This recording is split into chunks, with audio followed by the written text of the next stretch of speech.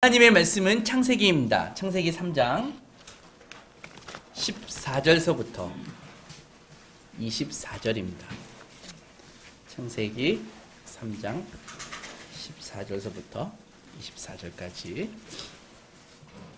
같이 한 목소리로 읽겠습니다. 시작. 여호와 하나님이 뱀에게 이르시되 내가 이렇게 하였으니 내가 모든 가축과 들의 모든 짐승보다 더욱 저주를 받아 배로 다니고 살아있는 동안 흙을 먹을지니라. 내가 너로 여자와 원수가 되게 하고 내 후손도 여자의 후손과 원수가 되게 하리니 여자의 후손은 내 머리를 상하게 할 것이요 너는 그의 발꿈치를 상하게 할 것이니라 하시고 또 여자에게 이르시되 내가 내게 임신하는 고통을 크게 더하리니 내가 수고하고 자식을 낳을 것이며 너는 남편을 원하고 남편은 너를 다스릴 것이니라 하시고 아담에게 이르시되 내가 내 아내의 말을 듣고 내가 내게 먹지 말라 한 나무의 열매를 먹었은즉 땅은 너로 말미암아 저주를 받고 너는 내 평생에 수고하여야 내 소산을 먹으리라. 땅이 내게 가시덤불과 엉겅퀴를 낼 것이라. 내가 먹을 것은 밭의 채소인즉 내가 흙으로 돌아갈 때까지 얼굴에 땀을 흘려야 먹을 것을 먹으리니 내가 그것에서 취함을 입었음이라. 너는 흙이니 흙으로 돌아갈 것이니라 하시니라. 아담이 그의 아내의 이름을 화하라 불렀으니 그는 모든 산자의 어머니가 되미로라. 여호와 하나님이 아담과 그의 아내를 위하여 가죽옷을 지어 입히시니라. 여호와 하나님이 이르시되 보라 이 사람이 선악을 아는 일에 우리 중 하나같이 되었으니 그가 그의 손을 들어 생명나무 열매로 따먹고 영생할까 하노라 하시고 여호와 하나님이 에덴 동산에서 그를 내보내어 그의 근원이 된 땅을 갈게 하시니라. 이같이 하나님이 그 사람을 쫓아내시고 에덴 동산 동쪽에 그룹들과 두루 도는 불칼을 두어 생명나무의 길을 지키게 하시니라. 아멘.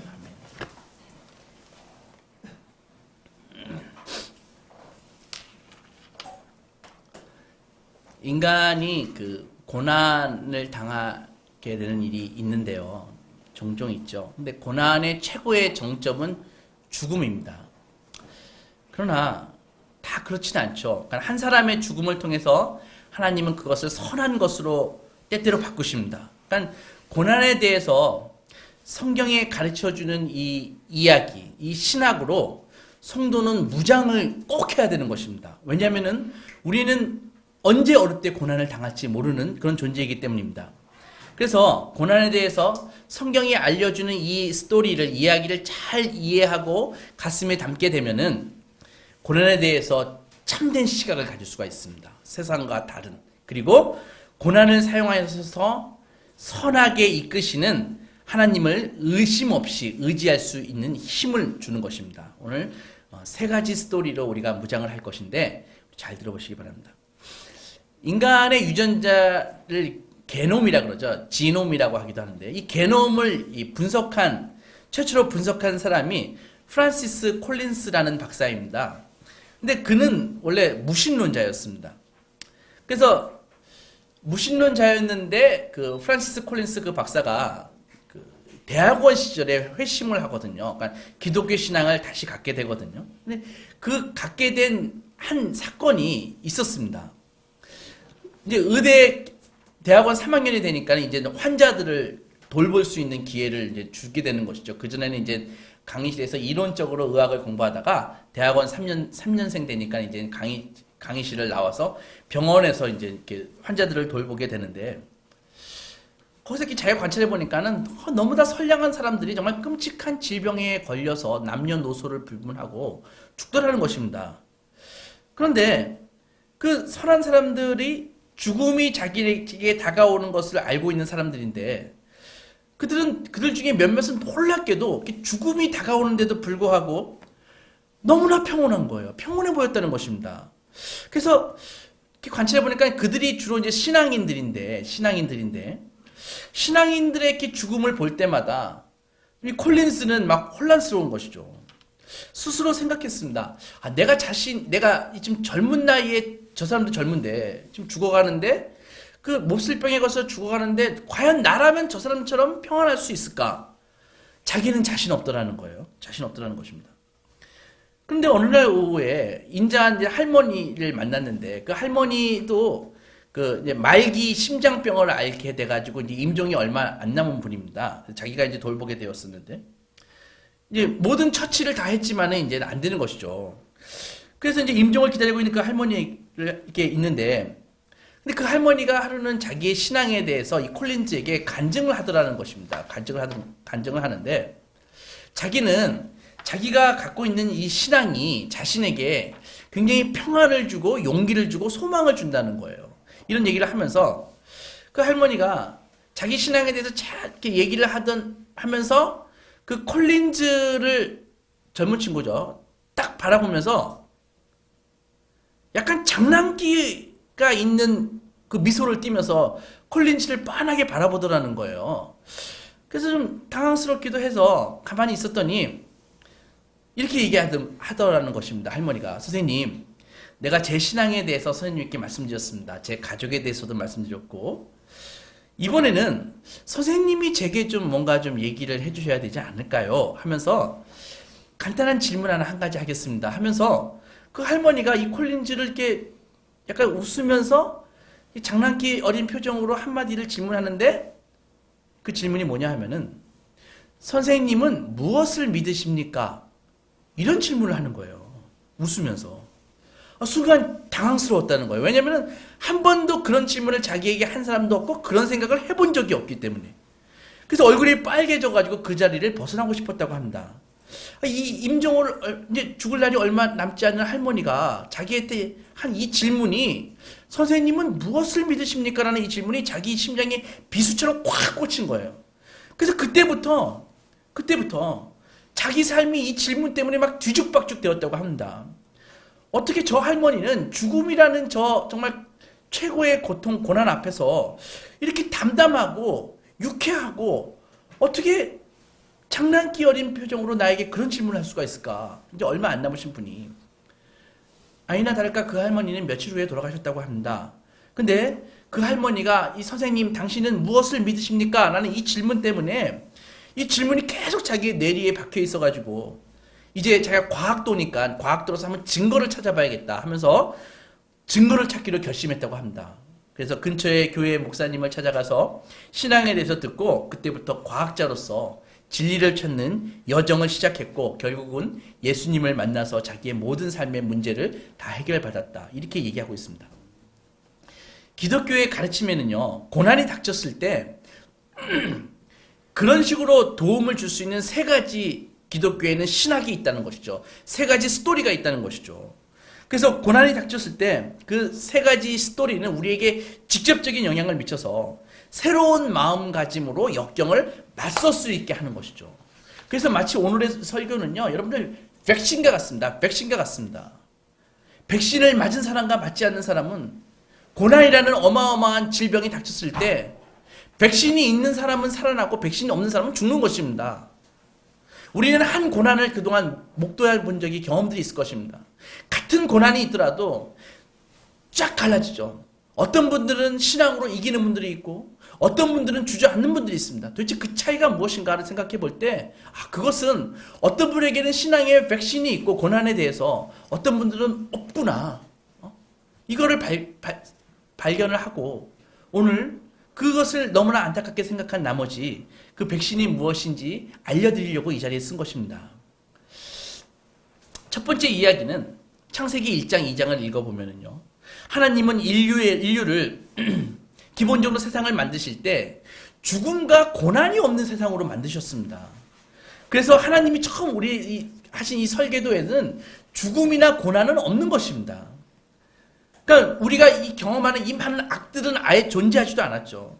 오늘 정말 잘 살아서 100살까지 살고 건강하게 살다가 죽는다고 해도 그것은 하나님이 처음에 의도하고는 전혀 다르게 사는 것입니다. 어떤 식으로든 죽음이라는 것은 하나님의 뜻이 아니었습니다.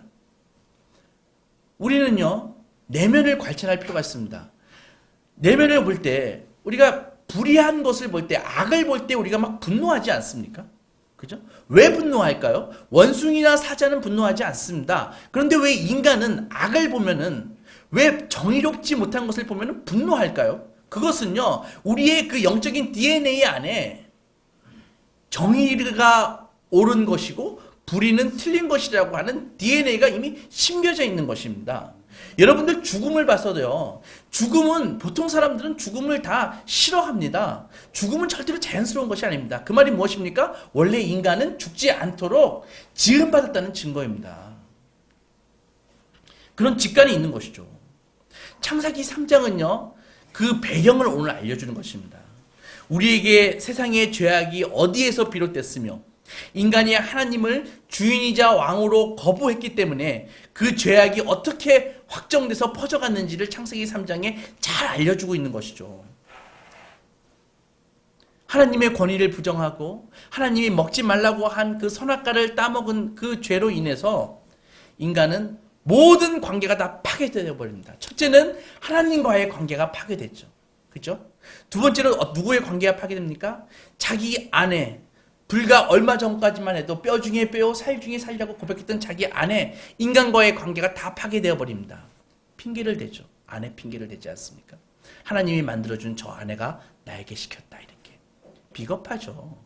관계가 다 파괴된 것입니다. 두 번째, 그 다음에 어떤 관계가 파괴됩니까? 이 땅이 이제부터는 엉겅퀴를 내기 시작합니다. 이 땅이 지금부터는 이제 가시를 내는 것이죠. 그래서 자연과의 관계도 다 파괴돼 버립니다. 그 다음에 마지막으로 누구와의 관계가 파괴됩니까? 자기 자신과의 관계가 파괴됩니다. 그러므로 자기 안에 통일성을 다 잃어버립니다. 자기 안에 논리도 다 무너져 버립니다. 그죠? 이런 현상이 지금까지 발휘되는 것입니다. 그래서 모든 작동이 다 멈춘 것입니다.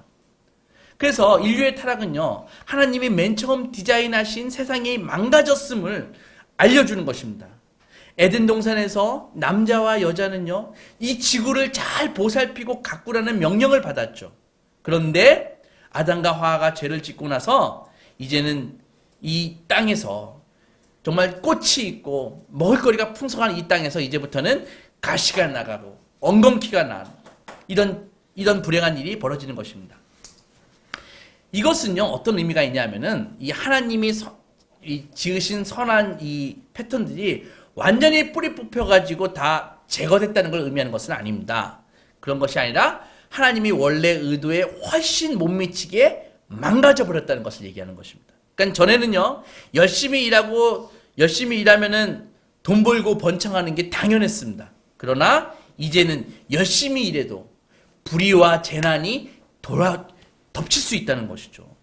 선량하게 살아도 예전에는 선량하게 살면은 모든 게 잘 될 수 있었었는데 선량하게 살아도 때때로 인간적인 재난이 당할 수 있다는 것입니다. 이런 예는 무수히 많죠.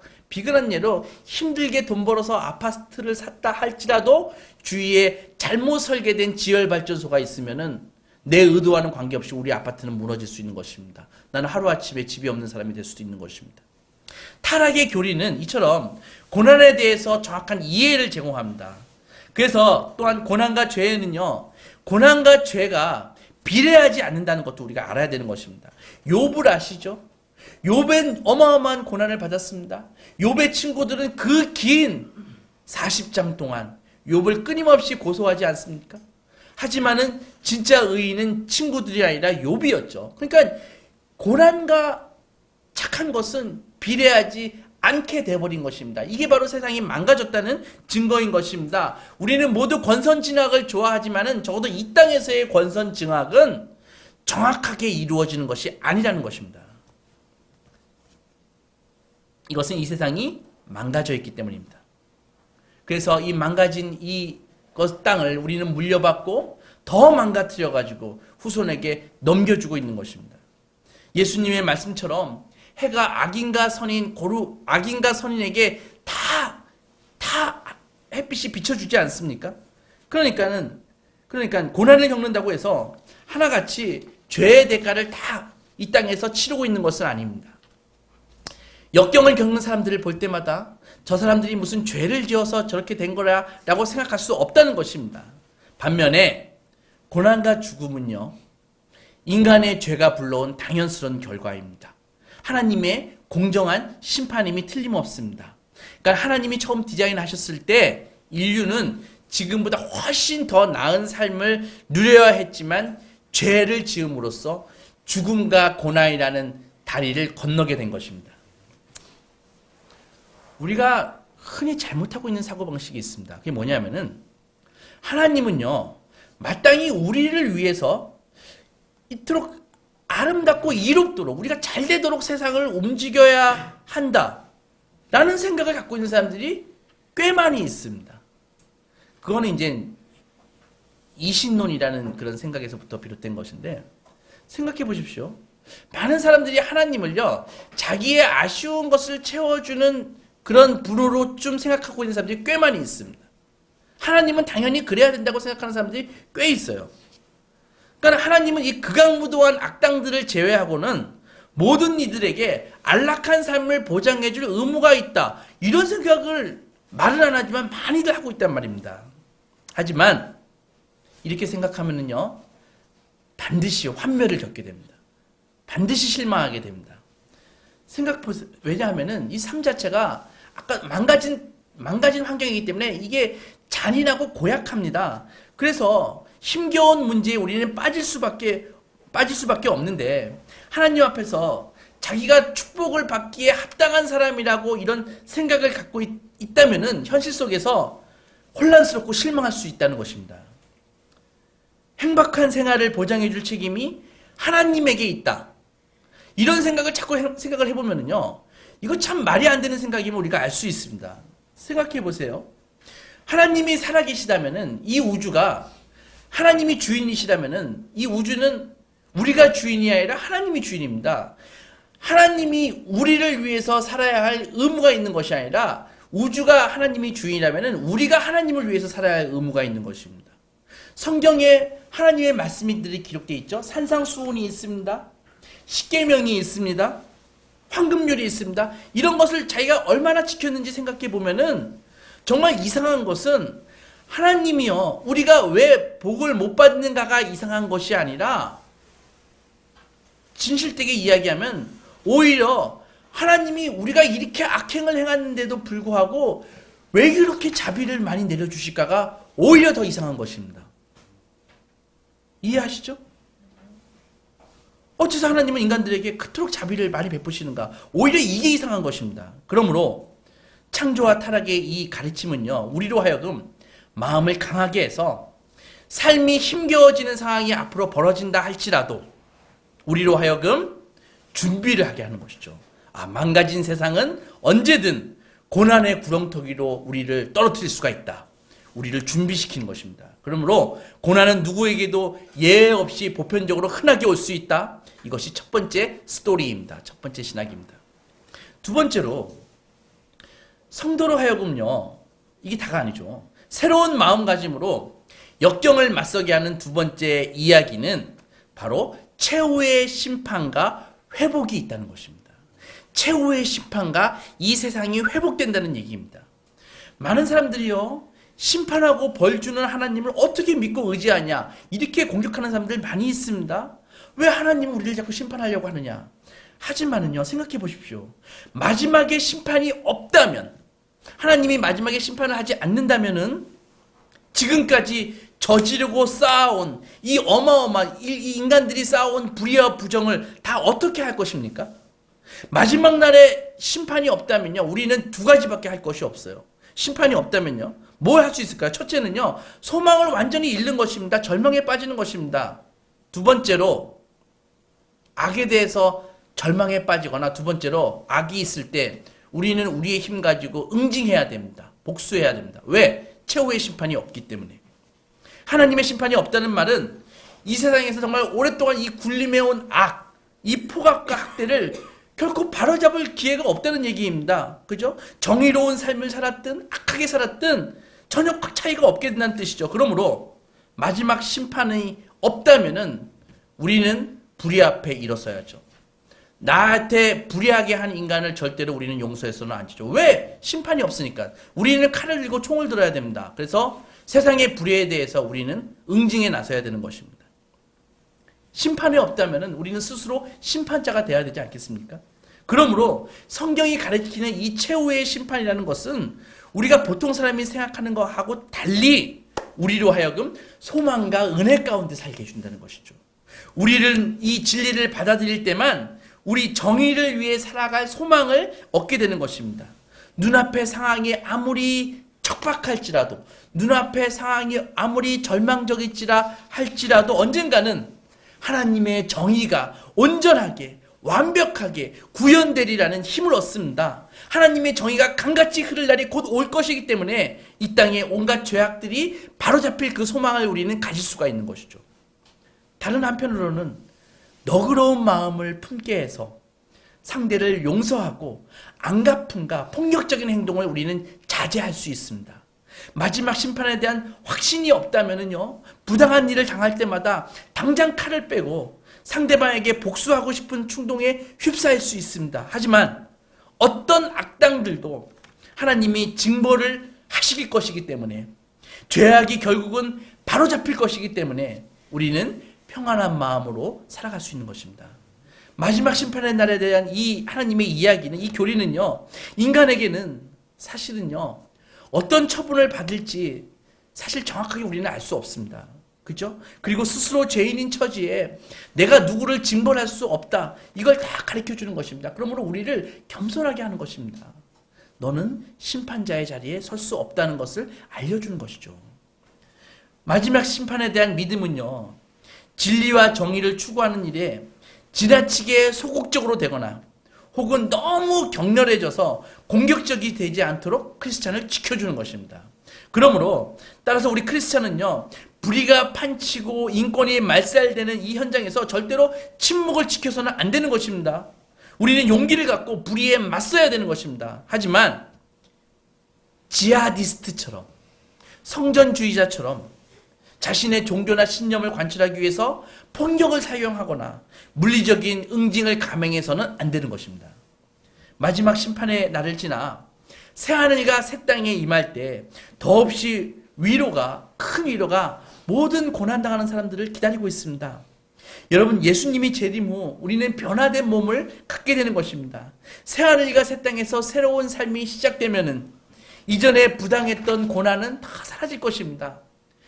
흑암, 지금 악의 시대가 있고 지금 정의가 거의 없는 것 같고 이런 것은요, 나중에 그 새하늘과 새 땅이 임하게 되면은 정말 인류 초기에 잠깐 반짝했던 그런 오래된 기억으로 남을 것입니다. 사악한 자들이 무고한 이들에게 했던 그 악행들은 모두 다 심판받을 것이고 대가를 치를 것이고 우리의 모든 눈물은 씻겨나갈 것입니다. 하나님은 오래 참으시지 영원히 참으시는 분은 아니십니다. 이미 이야기했듯 하나님이 악을 허용하신 이유를요, 완전히 납득시켜주는 이론은 없습니다. 그럼에도 불구하고 성경의 모든 약속과 의미를 따지고 보면은 부활과 세상의 회복이라는 이 성경의 메시지야말로 진정한 우리에게 힘과 용기를 주는 진리입니다. 육신의 부활은 단순히 잃어버린 삶을 회복시켜주는 것이 아니라 완전한 회복을 가리키는 것입니다. 우리는 예수님과 같은 육신과 생명을 얻게 될 것입니다. 한번 생각을 해보십시오. 그 육신의 자유도를 한번 생각해 보십시오. 생각만 해도 짜릿하지 않습니다. 짜릿하지 않습니까? 우리가 예수님과 같은 몸으로 부활할 것이기 때문에. 그렇게 되면은 육신의 질병이나 노화는 존재하지 않습니다. 권태도 없습니다. 우상과 하나님 사이에서 우리의 마음이 나눠지는 일도 없습니다. 최고의 기쁨으로 하나님을 찬양하고 예배할 수 있습니다. 성도들은 이 새롭게 된 물리 이 세계를 하나님의 사랑과 뜻에 따라서 공의로 다스릴 수 있는 것입니다. 우리는 하늘과 땅이 만나서 이 회복된 이 세상에서 영광스럽고 완전하고 결핍 없는, 이루 말할 수 없는 풍성한 삶을 살게 될 것입니다. 이 땅에서 때로 불행한 일들이 합력해서 선을 이루는 것을 우리는 지켜볼 수 있습니다. 자주는 아니지만 생각해 보십시오. 하지만 이 불행한 일을 겪는 경우가 그렇지 않을 때보다 영광과 기쁨을 얻는 것을 많이 보지 않습니까? 하나님이 우리가 고난을 통과해서 맛보게 될 궁극적인 영광과 기쁨이 너무 크기에 하나님이 혹시 고난을 우리에게 허락하신 것은 아닐까요?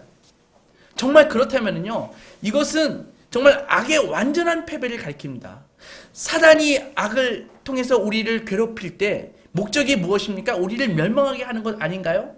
그런데 하나님은 그 악을 사용하셔서 선으로 바꾸시는데 그 격차 때문에 오히려 더 영광스럽게 된다는 것이죠. 어떻게 그럴 수 있을까요? 한번 단순한 생각에서 수준에서 생각해 보겠습니다.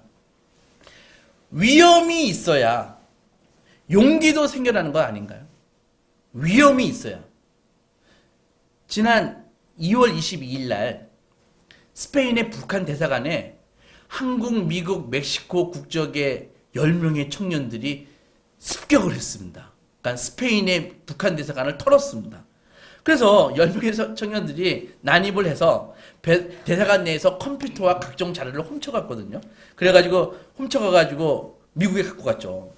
그래서 그 컴퓨터에는 북한 대사관의 각종 그 범죄를 알려줄 수 있는 그런 자료들과 또한 그 평양에서 오는 그 지령을 해독할 수 있는 코드가 있다고 합니다. 그러니까 정말 북한으로선 뒤집어질 일이죠. 근데 그 리더가 그 대사관 직원들을 묶어놓고 그 리더들을 그 대사관의 대표를 신문하면서 두 가지를 요구했다고 합니다. 첫째는 북한을 탈출해서 자유세계로 나랑 함께 가자. 두 번째로 기독교를 믿어라. 하나님을 믿어라. 이렇게 총을 들이대면서 이거 완전히 회교도 아니고 그렇게 얘기했다고 합니다. 막 신문하는 과정에 그 북한 대사관 여직원이 2층에서 뛰어내렸대요. 그래 가가지고 스페인 경찰한테 얘기해가지고 경찰이 왔답니다. 왔는데 이 리더가 전혀 두려워하지도 않고 그 잡혀있는 사람 배지를 떼가지고 자기 딱 붙이고 그 인공기 배지 있잖아요. 그리고 딱 나가가지고 무슨 일이냐고. 여기 아무 일 없다고. 해가지고 경찰을 돌려보냈대요. 완전히 정말 그 탐 크루즈의 미션 임파서블을 보는 것 같습니다. 세상에 어떻게 그럴 수가 있는지. 그런데 나중에 그 일을 주도한 청년이 에이드리언 홍이라는 친구인데 미국 예일대 출신이고요. 한국계 청년이고 LA의 링크라는 단체, Liberty in North Korea, 이 링크라는 단체를 조직해가지고 탈북자의 탈출을 돕고 북한 인권 문제를 개선하는 일을 한다고 합니다. 그러니까 인민을 이 노예로 만드는 이 악한 북한 정권의 참상을 깨닫고 그 단체는 어떤 정치적인 색깔도 내지 않고 여러 사람들의 소액의 모금을 통해서 단체를 운영하고요. 그래서 이 탈북자를 돕고 있다고 합니다. 하나님께서는 한쪽에서는 이 북한 사람들의 그 극한 고통의 신음을 들으시고 다른 한쪽에서는 하나님의 사람들을 사용하셔서 그들의 눈물을 씻기기 위한 역사를 진행하고 계시는 것이죠. 그러니까 이 죄와 악을 떠나서는요, 하나님의 그 능력과 하나님의 그 사랑, 정말 하늘 영광을 내려놓고 십자가를 지신 하나님의 은혜를 깨닫지 못했을 것입니다. 이게 고난의 신비입니다. 세상에는 그런 메시지가 없습니다. 고난은 그냥 단순히 나쁜 것이고 결코 우리에게 있어서는 안 되는 것이고 피해야 할 일, 이게 단순한 것이 세상의 메시지인데 기독교의 메시지, 성경의 메시지는 그런 게 아니라는 것이죠. 지금 이 땅에 사는 동안 하나님의 사랑과 정의가 멀리 느껴질 수도 있습니다.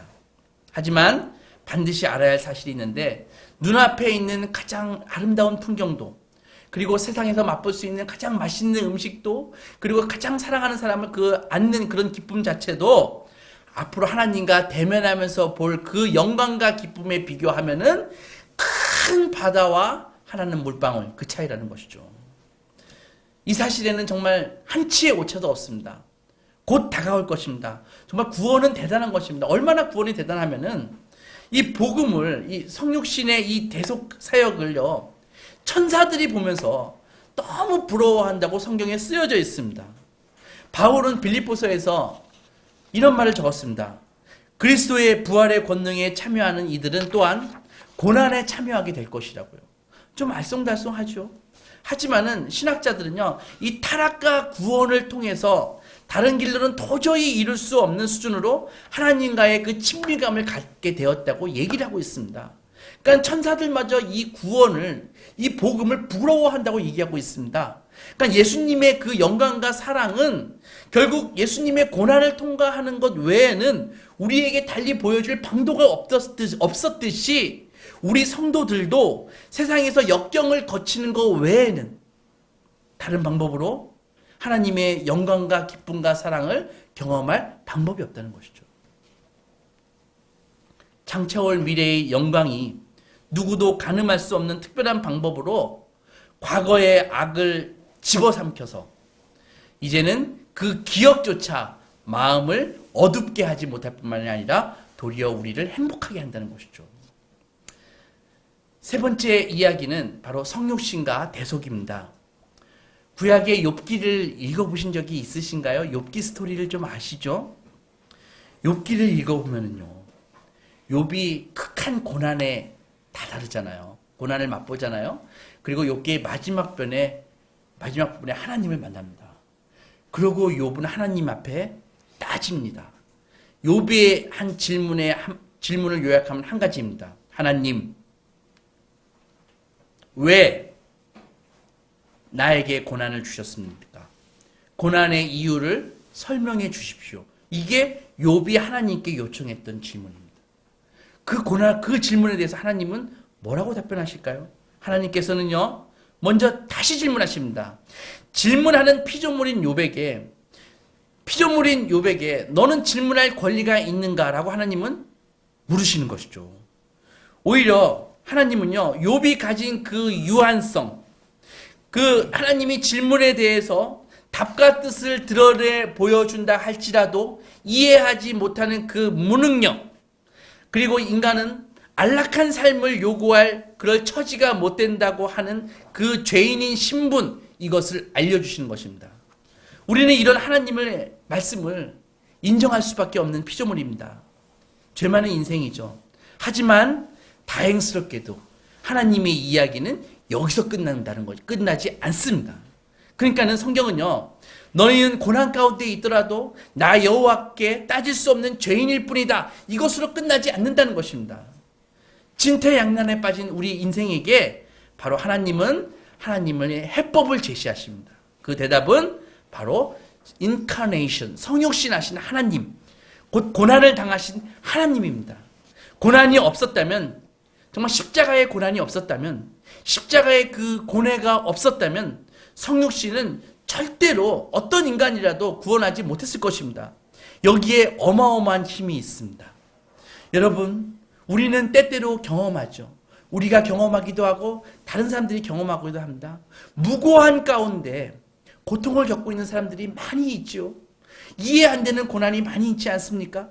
그 고난에 대해서 어떻게 위로를 하겠습니까? 그런데 바로 죄 없는 하나님의 이 희생만이 과거로부터 지금까지 무고한 이들에게 끝없이 쏟아지는 그 고난에 대해서 위로를 줄 수 있다는 것입니다. 성육신하신 하나님이 당하는 그 비참한 시련만이 인간의 고뇌를 누그러뜨릴 수 있습니다. 욥기는요, 인간의 하찮음과 유한성을 정확하게 지적하고 하나님의 주권에 철저히 복종하기를 요구합니다. 하지만 언뜻 보기에도요, 시련을 막상 직접 당하게 되면은 이런 게 생각이 잘 날 수가 없죠. 그런데 신약에 와서 하나님의 주권을 믿고 의지하는 이들에게 부어지는 상상을 초월하는 그런 위로가 있습니다. 그것은 바로 절대자 하나님이 직접 세상에 내려오셔서 이 흑암의 모든 고난을 직접 다 당하셨다는 것입니다. 인간이 되셔서 고난의 쓴 잔을 다 들어마신 것이죠. 그것은 우리를 의롭게 하기 위해서였습니다. 인류가 감당해야 할 죄와 고통과 고난을 다 감당하셨기 때문에 육신을 입고 오신 하나님이라고 성경은 우리에게 가르쳐주고 있는 것이죠. 그 안에는 신성의 모든 충만이 다 거하시고요. 하나님은 죄가 없으시지만은 이 땅에서 예수님은 심한 통곡과 눈물의 삶을 사셨습니다. 거절과 배신과 가난과 학대와 낙심과 좌절을 겪으셨고요. 사랑하는 이의 죽음을 겪으셨습니다. 그리고 마지막으로는 십자가에서 처참하게 당신 자신이 살해당하셨습니다. 그렇기에 그분은요, 우리와 마찬가지로 모든 고난을 겪으셨기에 우리의 연약함을 동정하지 못하실 리가 아니십니다. 그분은 우리가 흉내조차 낼 수 없는 그런 고난을 당하셨기 때문입니다. 죄가 없으신 그분이 말입니다. 사랑하는 사람을 잃는 것보다 더 큰 고통은 없습니다. 이 땅에서의 인연도 그러한데 예수께서는요, 영원한 그 교제 가운데 계셨던, 사랑의 교제 가운데 계셨던 삼위 하나님, 그분에게서 끊어지는 고통을 겪으셨습니다. 그것은 우리 피조물로서는 이해할 수 없는 고통입니다.